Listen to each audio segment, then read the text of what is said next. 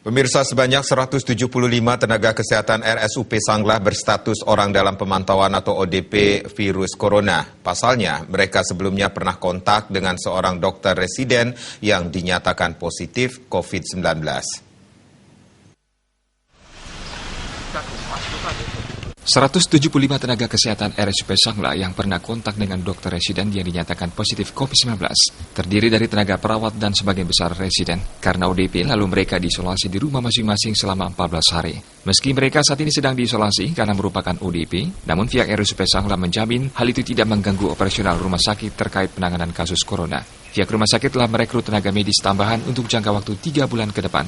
Berdasarkan pantauan tim liputan Bali TV, pelayanan di RSUP Sanglah masih berjalan normal meskipun suasana terlihat lebih sepi dibanding hari-hari biasanya. Berdasarkan rilis Satgas Penanggulangan COVID-19 Bali, per Kamis 26 Maret sore tercatat ada penambahan 3 pasien dalam pengawasan PDP, sehingga akumulatif PDP menjadi 114 orang.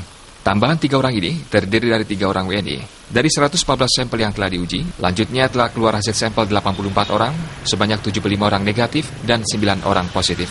Untuk yang positif, 2 WNA diantaranya sudah meninggal. 2 WNA masih dirawat di BRS Utabanan, sementara WNA lainnya merupakan kasus terbaru positif. Sisanya sebanyak 4 orang adalah WNI. Tim Liputan Bali TV.